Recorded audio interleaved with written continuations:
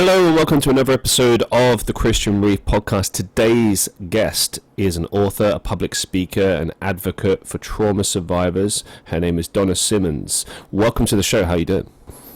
Hey there, Christian. I'm doing well. Thank you so much for having me. No, it's a pleasure to have you. It's always an honor to have people on the show who, firstly are authors, do a lot of public speaking and stuff like that, but also when they've got like quite a powerful story, obviously you kind of have to approach that with, I'd say sensitivity, but also you just have to approach it differently, you know.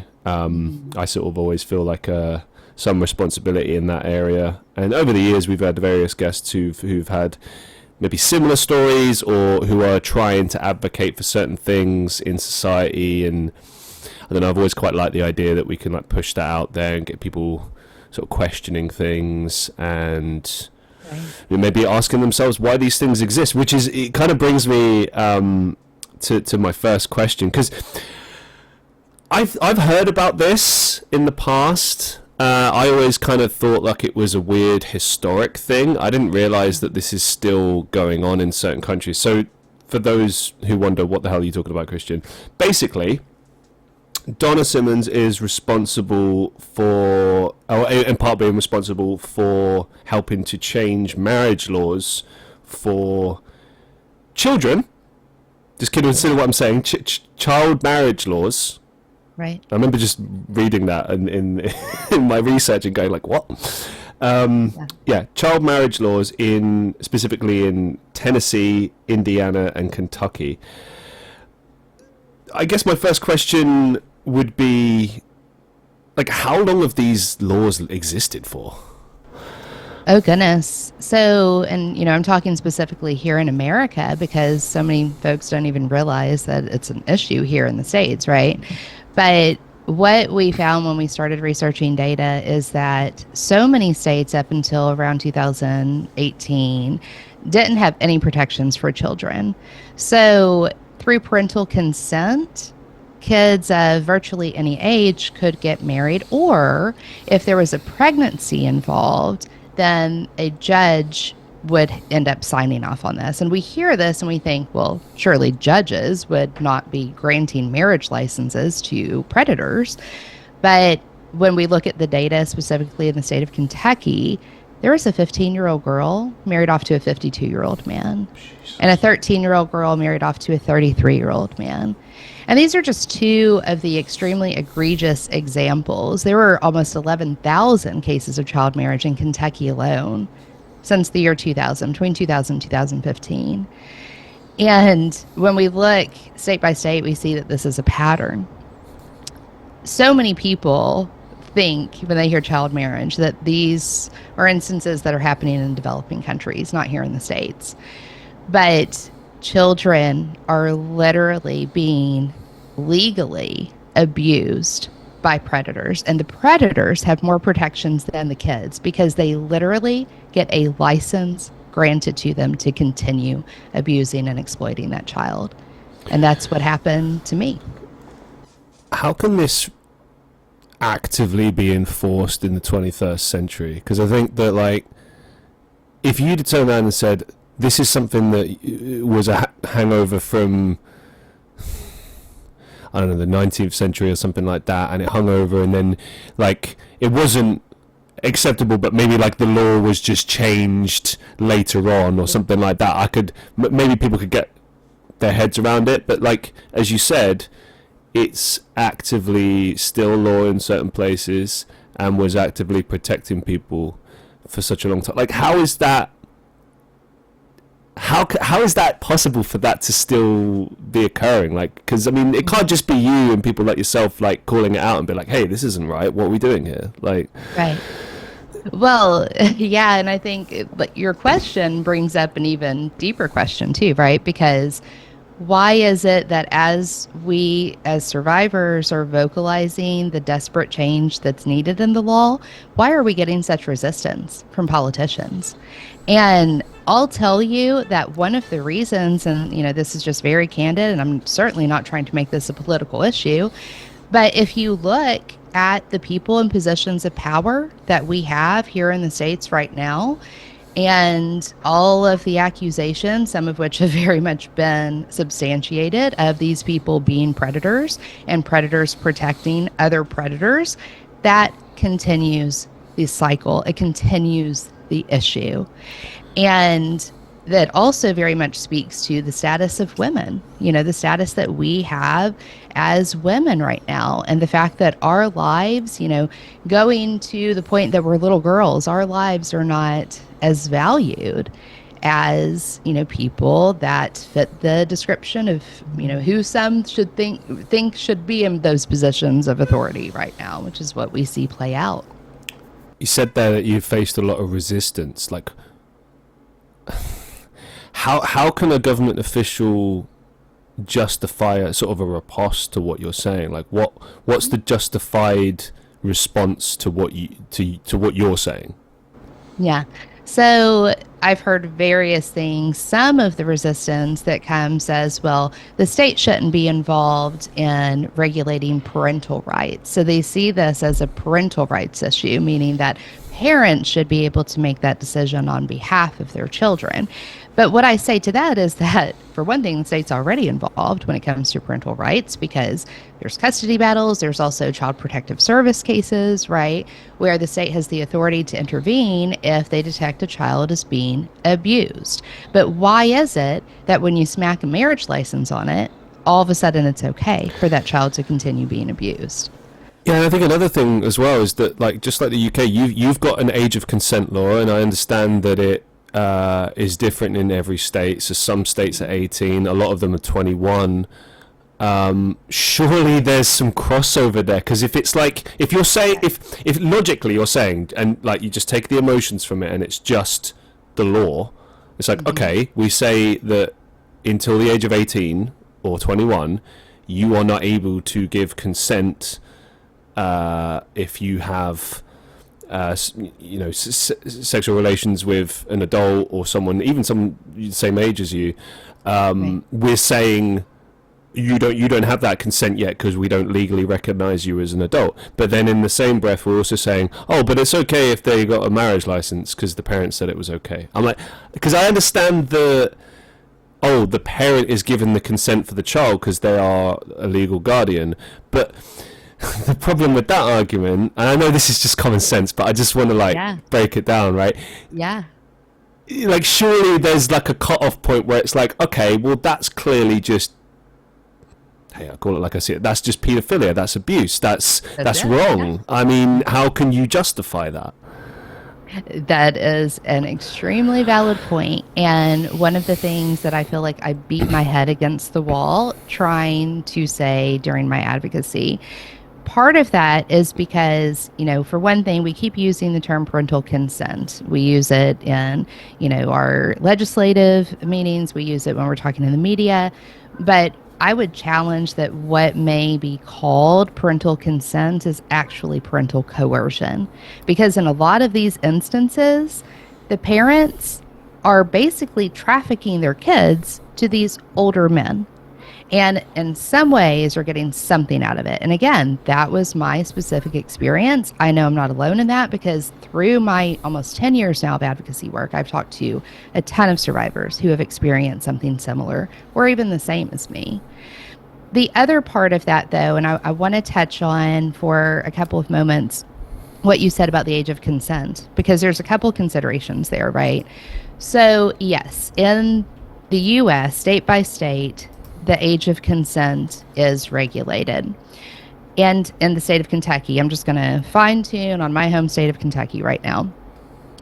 The state of Kentucky, as an example, the age of consent is 16, and it has been for several years. Back in 2018, at the same time that I was advocating to end child marriage through parental consent in the state of Kentucky, there was another bill that was going through our legislature that addressed the age of consent, because at that time, there was no gap in the disparity of age. So the age of 16 was considered consent, period. It didn't matter how old the adult, that they may have been involved in was, right? So simultaneously with changing the child marriage laws, Our state also changed the age of consent to say that the age difference caps out at 9 years, meaning that if a 16-year-old and a 25-year-old were to be in an intimate relationship, that would be classified as legal, whereas if a 16 and 26-year-old, that would be classified as statutory rape because that 16-year-old could not consent. Again, any marriage that occurred under the age of 16, even up until that point, would have exactly, as you said, fallen into that category where it would have been classified as statutory rape because the child does not legally have the ability to consent. I want to segue real fast into one more point on this, and that is that I shared with you we changed the law in 2018, right? Ending child marriage through parental consent. Well, I'm going to drop a little bit of a bomb right now because this is information that I just found out about a week ago, and I've been holding it close to the vest, waiting for the right time to release it. And that is that I went back to the Office of Vital Statistics here in Kentucky because I wanted to see how effective were we, right? Prior to 2018, we were averaging like 300 cases of child marriage in our state alone per year. When I pulled back the data from the time the law changed in 2018 through the end of 2024, so again, very recent period of time, right? Yeah, the numbers went down drastically, but we found that in some counties, judges are not following the law. We were not able to get the legislator to approve an age 18, no exceptions, so we did the next best thing, which was make the age floor 17, have parental consent done away with, has to be judges, age disparity caps out at 4 years. Tell me why we still have cases where judges are allowing 16-year-olds to marry. Some of these kids are being married to people 10, 12 years older than them, which again is in complete violation of the law. And again, in that 10 to 12-year age disparity gap, to circle back to consent, those marriages themselves, not only are they illegal, but they're also violating the other law of statutory rape that was passed, where that age cap of 9 years was made. God, so much to unpack here. I mean, oh yeah. Firstly, yeah, I mean, you said it in there, like they're breaking the law, they're violating the law. I mean, you're just not, yeah. So they should be under investigation for that. Yes. If nothing else, I mean... Well, exactly. And I'll tell you, one of the things that's so infuriating about this, and I mean, hell, I can share with you the email trails. I can share with you the PDF of the email trails and the raw data that I got back and everything else. I have asked for that specific county data to be provided. All of this is subject to open records per our Open Records Act. I have asked for that county level data to be provided so that we can hold those officials accountable. And guess what? They are slow walking their approval process for this, which legally there shouldn't be an approval process. They should just provide the data because it's open records.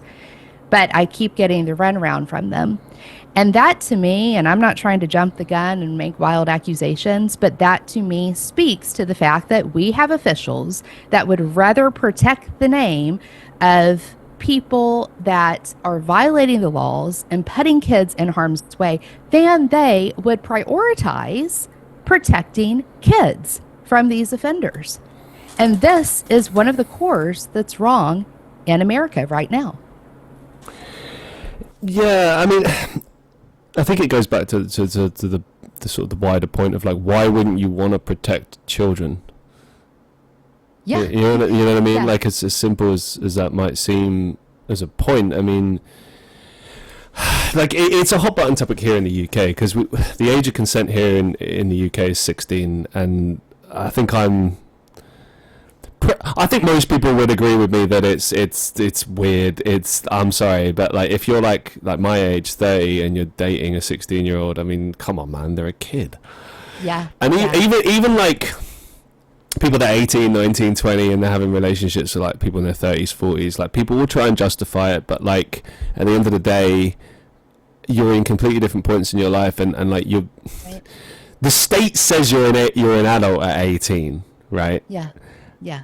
I don't know about you, but like I feel like you don't really start feeling like a fully functioning adult until like maybe your early to mid 20s, maybe. I mean, I guess Yeah. it's dependent on a lot of things. Some people mature earlier, I get that, but like when you weigh it all up and then you look at dating and stuff like that, it's a tricky one. But I think we're in that area. It's pretty straightforward. Like it's like this is just wrong. You know, I've always said Yeah. that the age of consent here should be like 18 or 21 or sort of something, Right. because a lot of people try and justify that. And I don't know. I mean, the what is it they call it? The power dynamic is at play in situations like that.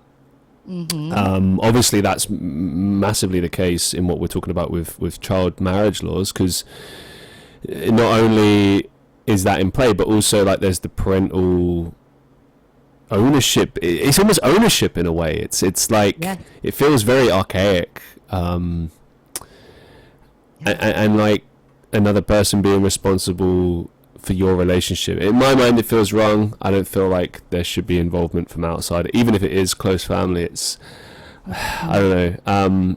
I've heard people try and justify it before, because I know like in other countries they have things like arranged marriages and stuff, but I don't know. A child is a child, however you Yeah. want to swing it, you know what I mean? Exactly. A child is a child. And, you know, at the end of the day, when you look at the intersectionality between child marriage, child abuse, right? Because just because you put a marriage license on it doesn't mean that it has any less of an impact to the child, right? So, you know, when we look at that, we look at statistically what happens when children are abused. You know, I'm not sure if you're familiar with the adverse childhood experiences study that Kaiser Permanente put out a few years ago, but they looked at what happens when a child is in a chronically abusive or neglectful situation. And they were able to build out this predictive model of what health conditions they're going to run into later on in their life due to that early life chronic stress. And, you know, things like heart disease and diabetes and even certain forms of cancer. And that's not even taking into account the mental health components of it, you know, and the fact that, you know, complex post-traumatic stress disorder, anxiety disorders, bipolar disorder, there's so many things that are linked to those early childhood abuses. Yeah, I wanted to ask you about this, because I'd never heard of complex PTSD. Could you outline just what that is for our listeners, and maybe just kind of compare to regular PTSD, if that's okay? Sure. Yeah, that's a great question. Complex PTSD occurs when you have experienced chronic abuse, chronic stresses.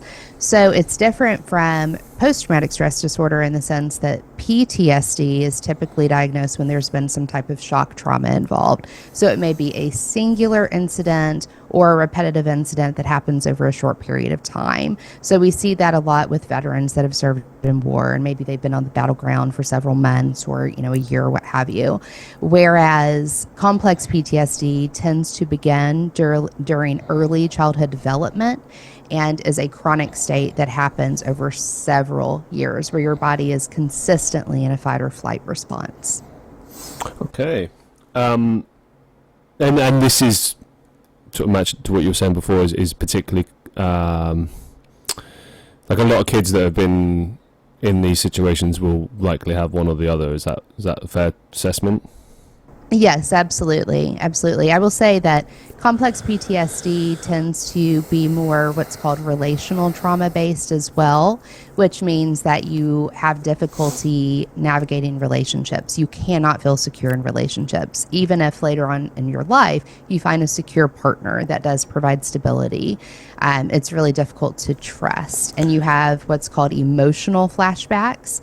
So it could be someone's tone comes across as harsh. Like, you know, I use the example of my husband and I being in a grocery store a couple of years back, and we were going back and forth about cheesecake, and I was having a hard time picking out the cheesecake. And, you know, he had a playfully but yet seemingly harsh tone with me of just pick the damn cheesecake, you know?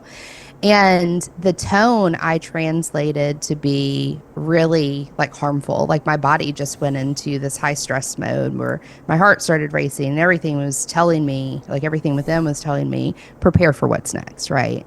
that is an emotional flashback. That is something that is very indicative of complex PTSD. And that's just one example. How can people, like, for example, your husband, navigate things like that? Because if someone is experiencing deep trauma, and, you know, I know that modern society calls these things like triggers and stuff, how can you navigate that? Because obviously, like, not everyone is going to be psychology expert. They're not going to understand necessarily, like I can picture that scenario that you've just laid out, and it's like, I'm sure your husband was like, oh, well, didn't mean that, what can I do, right? It's like, how can people help? What's like a good way of approaching these things? Yeah, that's such a great question too. And I'll tell you, my husband and I actually launched a podcast called The Last Generation, Transforming Trauma into Purpose. And it focuses on repairing yourself in order to be able to be in a reparative relationship as well. And so we talk about exactly what you just asked. And I think it's really important for partners of complex PTSD survivors to be able to recognize what's happening and lean in from a place of curiosity instead of judgment. So that was short-lived between us, because he was able to be like, oh, I see what's happening, because he knows me, right? Like, we've been working on this for a while now. And so when he saw that I go into this panic state, he's able to just, hey, you know what? You're safe. I love you. You're safe. We can get whatever cheesecake, you know, like turning it into something comedic or what have you, instead of having this harsh approach like, well, what's wrong with you? I found it very interesting in your answer there that you used the word judgment. Have you faced a lot of judgment in your life for having PTSD and other health issues? Really? Oh, absolutely. Oh, yeah. There's still such a stigma around any type of mental health concern. Well, sure. And I get that. I see that in society. But, like, this is not like... Okay, I'm just speaking to the ignorance in society, right? But if someone says I'm depressed or something like that, people are like, like people that don't have a lot of empathy or don't want to understand will just be like, cheer up, whatever, you know. But what PTSD is like, often people that have been to war have that, right? That's the first thing you tend to think of. Like, that's... I don't know that you could really ever turn around and be with someone and be like, get over it. Like, what? Like, or be judged for it. I don't know. I mean, it's just interesting. Yeah. I think a lot of times people, especially when they don't know the narrative that has gone into creating the complex PTSD, a lot of times people just see what's on the surface. So they see the panicky reaction, or, you know, that a person just shuts down and, you know, starts crying uncontrollably or whatever. And they build their own narrative about that person instead of, you know, asking questions or, you know, showing some compassion without understanding first. I can think of so many people like that. Yeah. So you wrote a book, you're doing public speaking, you're doing podcasts, you're talking about this frequently, and you're talking about your own experiences. How do you protect yourself from, like, your own trauma when discussing it and sharing it with other people? Because, I mean, I don't know, I would imagine support, things like therapy, stuff like that have helped over the years, but, like, I don't know, when I think about my own traumatic experiences, you know, sometimes if you talk about it for long enough, you start visualizing it. I mean, it won't, you know, you're not, you start, I don't know, in my experience, you start to feel it a little bit. It's almost like you're there again. It's not the same, but there's a risk there of, like, I don't know, almost like falling into it a little bit too much. Like, how do you protect yourself? That is such a good question too. And you're right. I mean, so much of my life revolves around healing and sharing that recovery with others as well. And so in part, I really do draw a lot of strength from being in a community with survivors and being able to see the progress that they're able to make in their lives through, you know, support groups or what have you. That is empowering to me as well as to them. But the other side of that is I'm really big on self-care. I have 3 dogs. I have 2 cats. I'm sure you probably saw one of them running through like a little banshee a second ago. She's my little wild child kitten.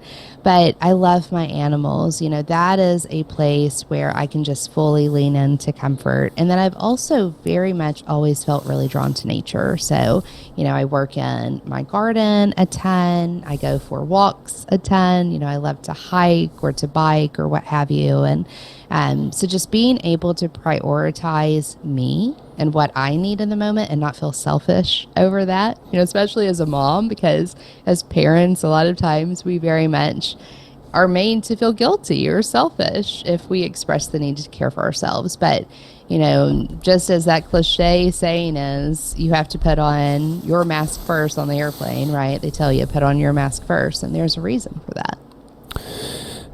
Being that you're a mother, is there anything from your experiences, because obviously the key point of being a parent is to teach your kids and also sort of like try and protect them from things in life, or at least do your best to kind of shield them from things for as long as possible. Not like hide the world, but like, you know, explain to them why things are a certain way, and try to install in them this idea of the world they're going to be entering and how to prepare for it and stuff like that. Mm-hmm. Given the nature of your experiences, what you've dealt with, what you do on a daily basis to sort of advocate for things, has that sort of affected the way you parent your kids in any way? Is that like, could you talk to that for a little bit? Absolutely. So I saw a quote the other day which resonated very much, and that is that the overprotective mother was the underprotected daughter. And I think that's true in so many ways. You know, my daughter just turned 18 back in June. And so here in, you know, a very short period of time, she's going to be going off to college. She's going 1,400 miles away. And so I have spent a lot of time reflecting over how I have parented her. I'm extremely proud of the person that she has become. I never took the approach of encouraging silence in anything or really shielding her from knowing about the atrocities in the world. Now, of course, we would keep those conversations as they were age appropriate. You know, I didn't just like dump a ton of darkness on her when she was young, of course. But as she would start asking questions, we would have full conversations about it. It wouldn't just be these topical responses. You know, we would talk about the history of things. I remember when she was 8 years old, she chose to do her Women's History Month project on Malala because that was something that mattered so much to her, that women's education was being stripped away, and that, you know, that was something that she saw as something that was atrocious that she wanted everyone to know about. The other side of it too is for me making sure that she knew she could come to me about anything. There was never a topic that was going to be too taboo. And if she made a mistake, she could tell me as well. And I was going to sit with her and process it and not judge her for it. There wasn't, you know, I don't think that she really had to grow up feeling like she constantly had to be afraid of getting in trouble. There could be a hesitancy to have difficult conversations, right? Because some stuff's just really uncomfortable. But to be able to be that safe person for her and her to grow up knowing that regardless of, you know, what she had in her mind, what was happening in her friend circle, you know, what things she may have gotten herself into as a teenager, what have you, and that she could come to me and share that, and that I would hold space for her, that it was basically me becoming the person that I needed when I was a child. And that to me is what brought everything full circle. And that's not to say, oh, I am healed, like completely and wholly, because I very much see healing as being, you know, something that is a journey. It's not linear, right? It's very much a journey. It ebbs and flows. But that to me was reaching a new depth of healing that I never thought possible. And that's one of the reasons I felt so compelled to write my book, to be able to share those experiences with others and let people know they don't have to carry shame. The shame that was cast upon them by the people that harm them is not theirs to carry. That shame belongs on the predator. When you experience those lows, what process do you go through to kind of get back to where you need to be? For one thing, honoring it. For one thing, instead of sitting there thinking, what's wrong with me for feeling this way, to recognize that it's in part my inner child that's needing some attention. Richard Swartz talks about the internal family system. I'm not sure if you're familiar with his work or not, but he talks about how we have all these different characters inside of us, right? And so sometimes if our inner child gets triggered, they may, react in such a way that is very weeping. If our adolescent gets triggered, maybe it acts out in such a way that's really angry or frustrated. And it's not from a dissociative lens. It's from a recognizing the different parts within us that, are maybe trapped in such a way at the time that some type of pain occurred. And if we weren't able to process that pain, which, children can't on their own, they need safe spaces to be able to do that. We have to let our higher selves become that safe space for those inner parts of us. So I do a lot of meditation through that. I also very much recognize that healing happens in connection and not in isolation. And so I rely on the support of my husband. He and I have a lot of very deep conversations as well. Okay, I don't normally do this because I feel like a lot of the time in instances like this, like I like people to go out and search for the story themselves, or I don't always feel like it necessarily serves the conversation. I feel like maybe it might in this instance. I'm kind of going on a feeling, so we'll go from there. Yeah. I'm going to be careful with how I word this. Looking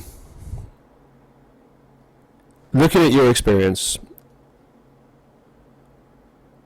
what age would you say, or at what point did you start to realize, like, this is wrong, I need to get away from this situation, and like, what were the steps from that point onwards?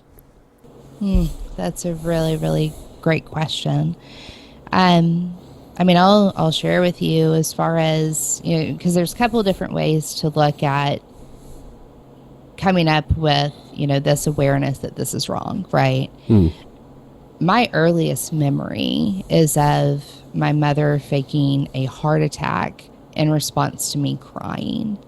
And so I must have been around 3 when that happened.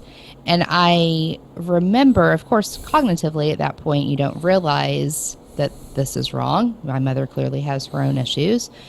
But what you do realize is that her response of being just so irregular or dysregulated in response to me being emotional meant that her needs had to be prioritized over me. And so it taught me that it wasn't safe for me to have needs, right? So that became kind of a mantra because there were so many various forms of abuse and, brainwashing basically that occurred over several years of my childhood. I probably did not realize how wrong everything was until I was around 19 and I left the perpetrator that I was married off to at 16. And it took me realizing that everything that had happened was not my shame. It was not my fault, right?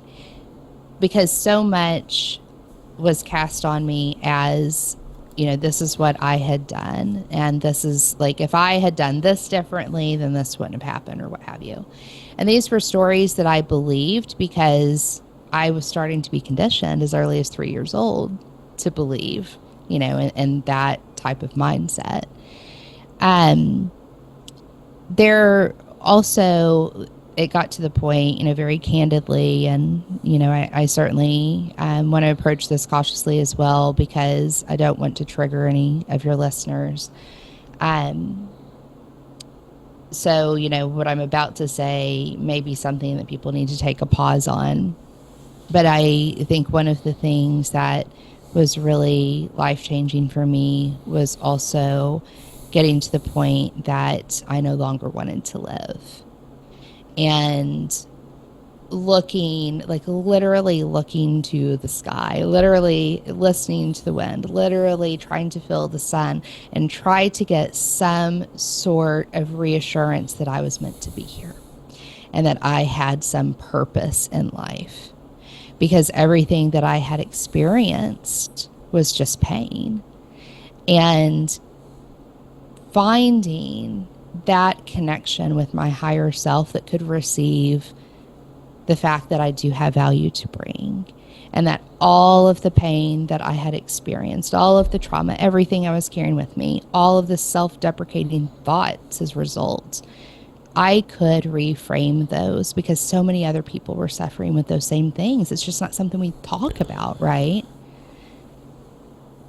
So as you said, like you left and started this journey sort of, like, presumably there were thoughts prior to that point at which you left. Obviously there would have been, but like, yeah, you've left.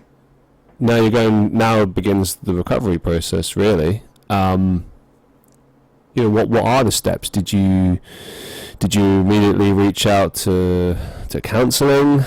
Did you, I don't know, maybe go to the church? Did you reach out to friends? How did we get from this point where a person is conditioned and under control, and as you put it, like you're just suffering, to this person that we see today where, you're not only in a happy, healthy place, but you're helping people that have experienced what you've experienced? Like, I guess the reason I'm asking this question is because there will be people that might listen to this who might be in that spot and then wondering, well, what do I do? It's not as simple as just I do this and it's all okay. Like, how do I get there? Yeah, that's such a great question too. And if we look at Maslow's hierarchy of needs, Sure. right? Like the bottom layer is that physical security has to be in place. And so for me, as a result of being married off at 16, I had to drop out of high school. I didn't even complete the 10th grade.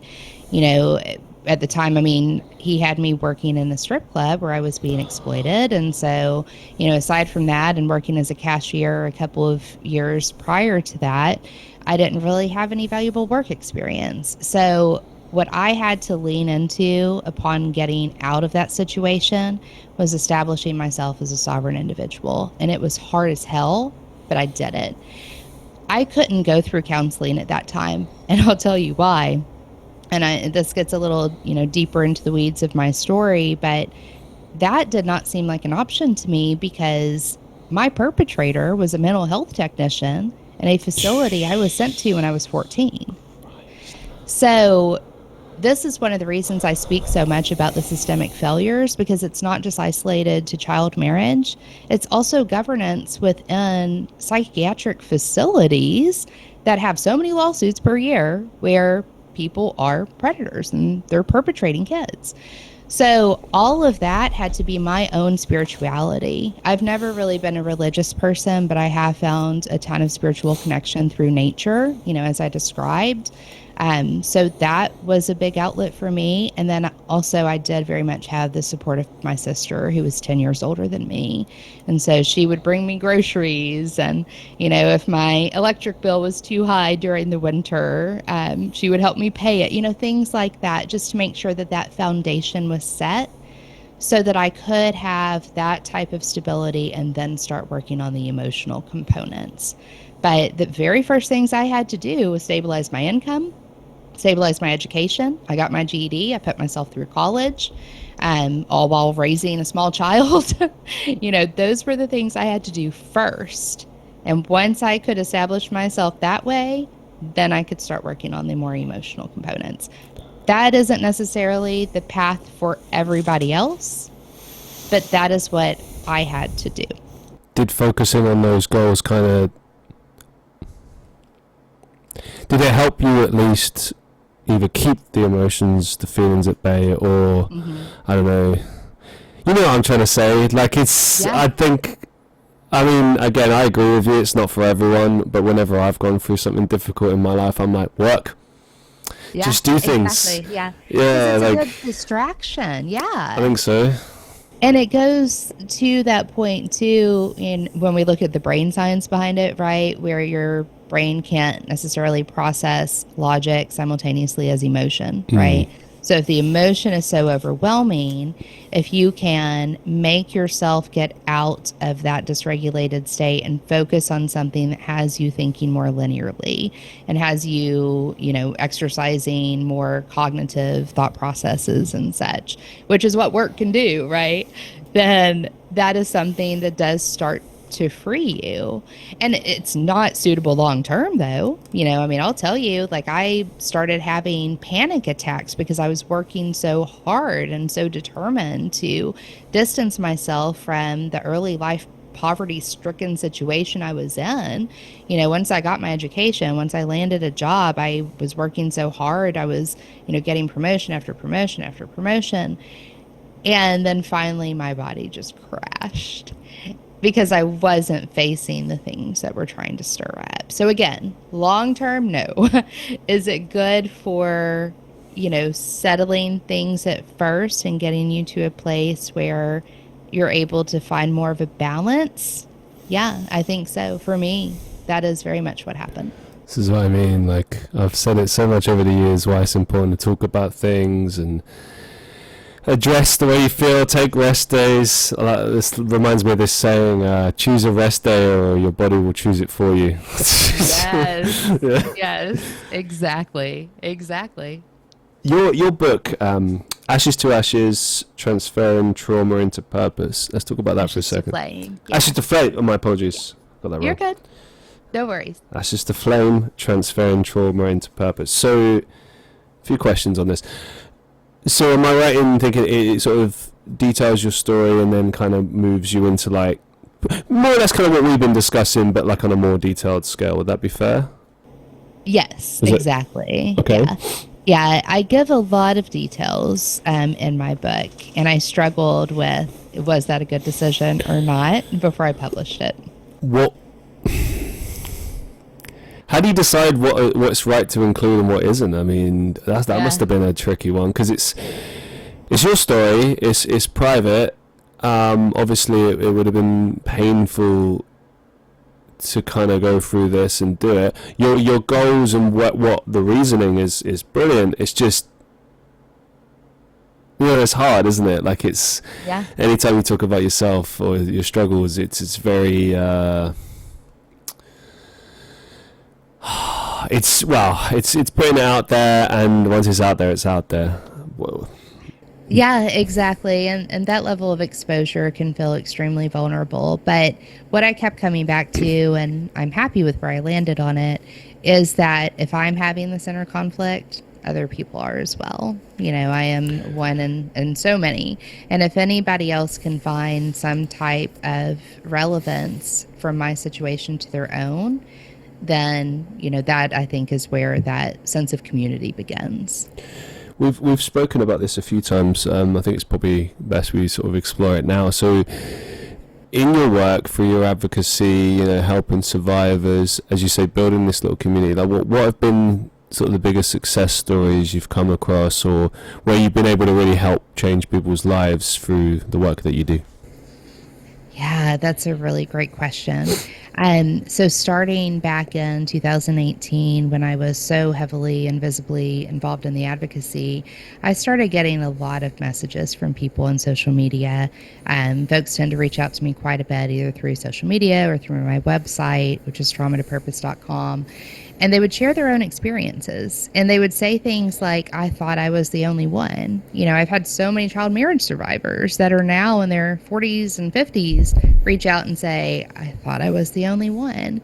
And we're able to have conversations about how that impacted us, and how it impacted our kids. And in some cases, people that already have grandchildren. And, so being able to have those deep, authentic conversations, I think is just, it's so important to be able to, sit, and I use quotes when I say that, but sit with a person and have your experience reflected and understood.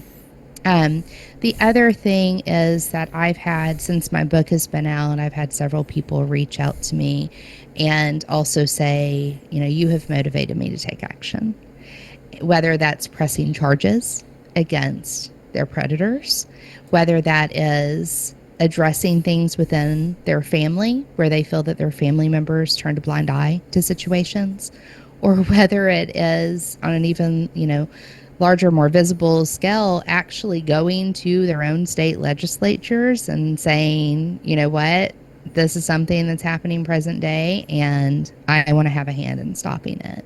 Like, these are things that I really think, the entire mantra around trauma to purpose, that's where so much of the richness of the healing begins. Because, yeah, you had all this crap that you went through, but being able to reframe that into some sort of protection for others, or even, reclaiming your own sense of personal power, man, that makes, that is what breaks those generational curses.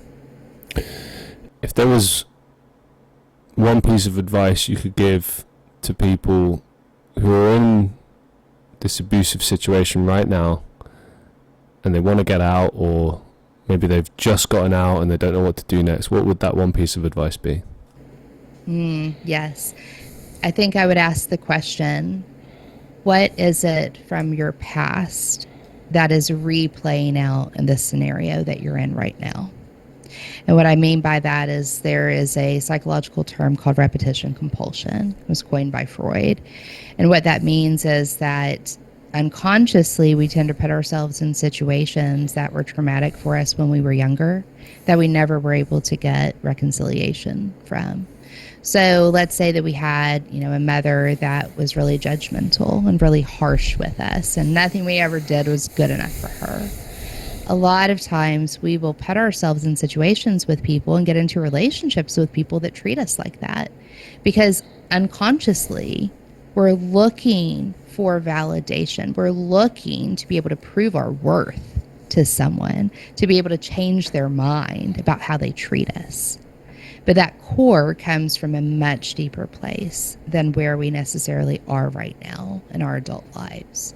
And I think once we find that, once we're able to answer that question, that helps us find the motivation that we need to be able to move forward and to leave those, horrible scars behind.